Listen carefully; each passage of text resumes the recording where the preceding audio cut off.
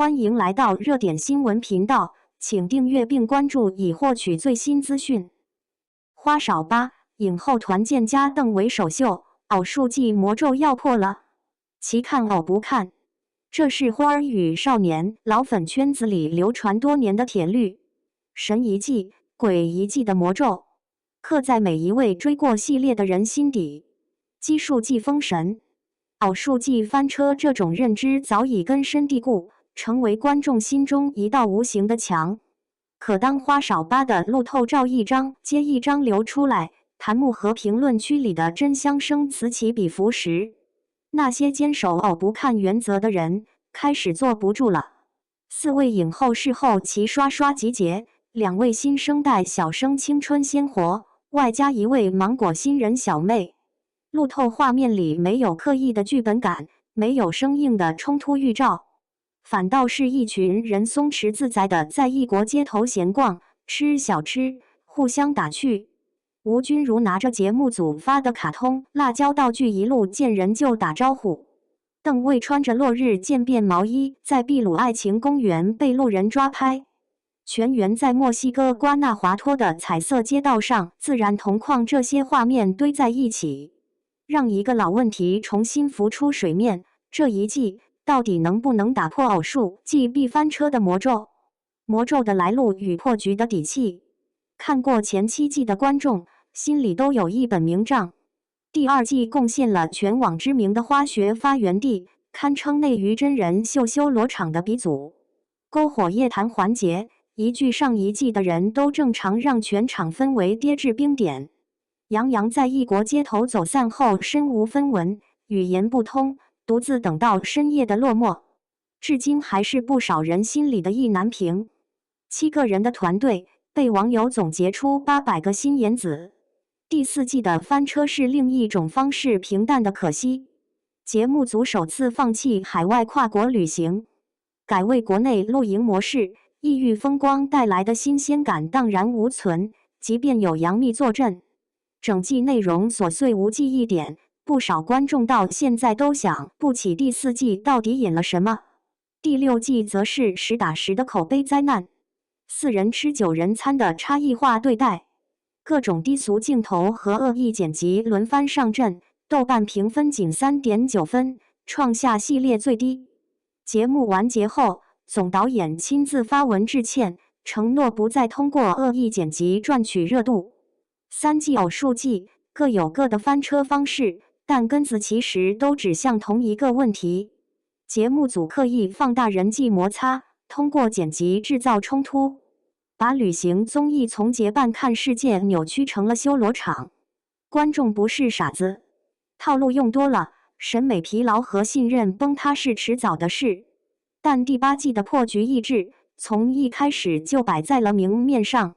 阵容，这不是拼盘，是影后团建。路透一出，最先炸开锅的就是这季节目的嘉宾阵容：吴君如、樱桃、林依晨、周冬雨4位拿过重磅影视奖项的女演员撑起姐姐团，这在花少系列历史上是头一遭。没有流量，没有花瓶，没有凑数，清一色靠作品说话的硬核实力派。吴君如，金像奖与金马奖双料影后，今年60岁，是节目组耗13年邀约才请来的王牌。路透里她一头浅黄短发，穿居家休闲套装，2个大行李包全部自己扛，手里攥着卡通辣椒道具，一路见人就打招呼，爽朗的笑声隔着人群都能听见。网友评价说，这才是大影后的底气，一点架子都没有，比好多年轻艺人都接地气。樱桃、飞天、金英、白玉兰是后大满贯。路透中她一身黑白条纹长袖搭配咖色短裤，卷发松散披在肩头，无滤镜生图里能看出面部有轻微的皮肉松弛，就是普通人自然老去的样子。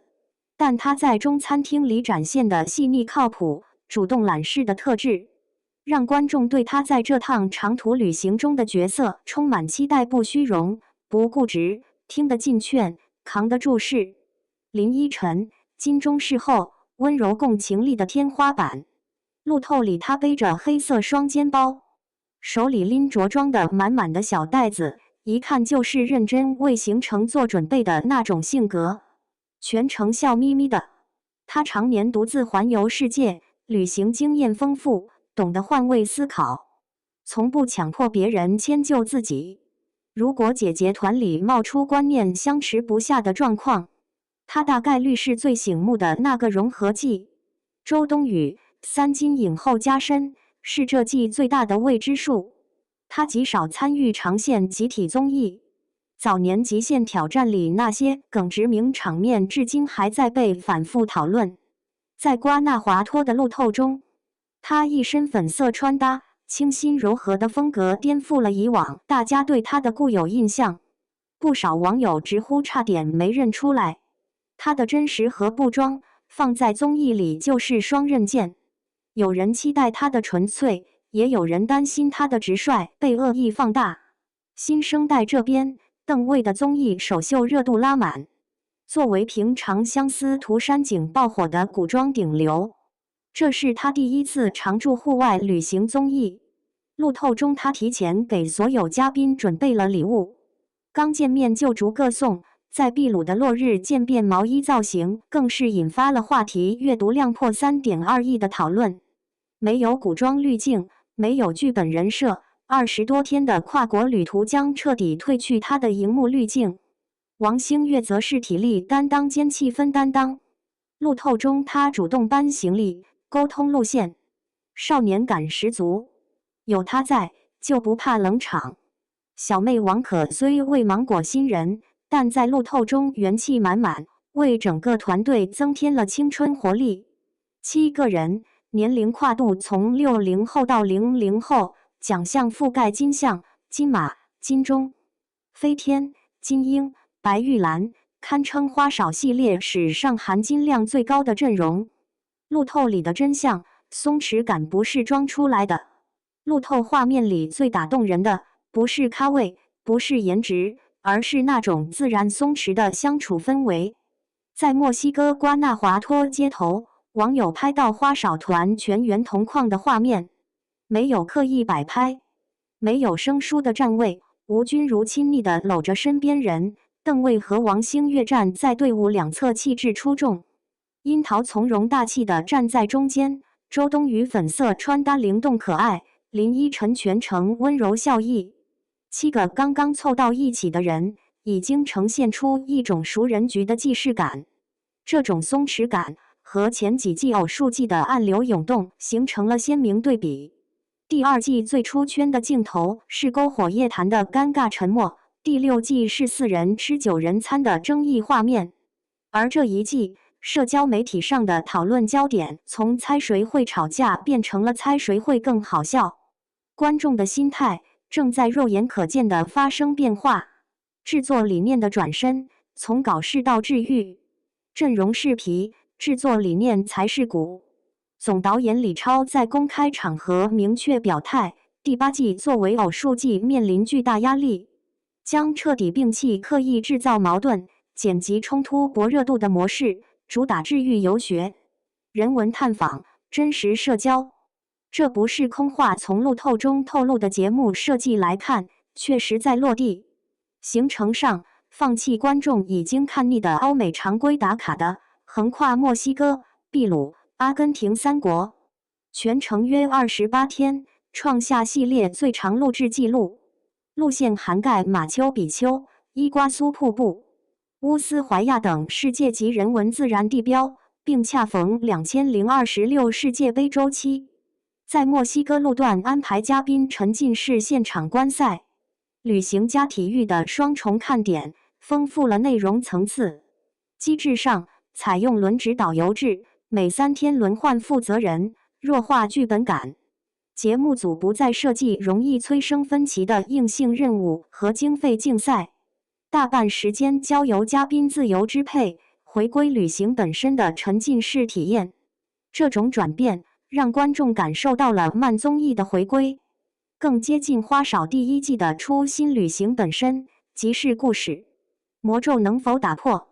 舆论已经开始转向。截至目前，全网关于花少八的讨论热度持续走高。花少八要去世界杯举办国话题阅读量半天内破亿，邓为花少八秘鲁路透阅读量突破 3.2 亿，多个相关话题占据热搜榜单。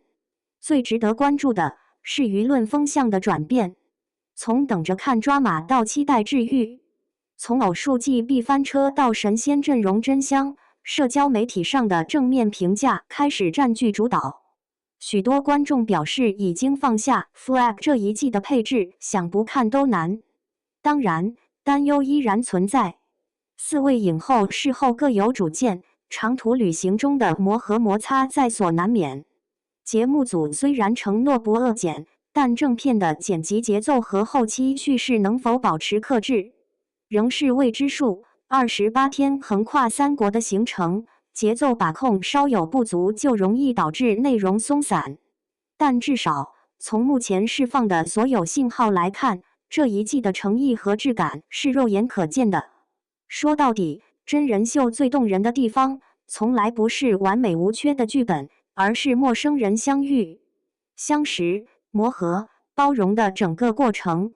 有温暖互助，就会有观念碰撞；有松弛治愈，就会有磨合小插曲。这才是旅行综艺最真实也最动人的底色。打破轮回，颠覆刻板印象，或许花少八真的能做到。对此，小伙伴们有什么看法呢？欢迎在下方评论区留言，和大家一起分享讨论吧。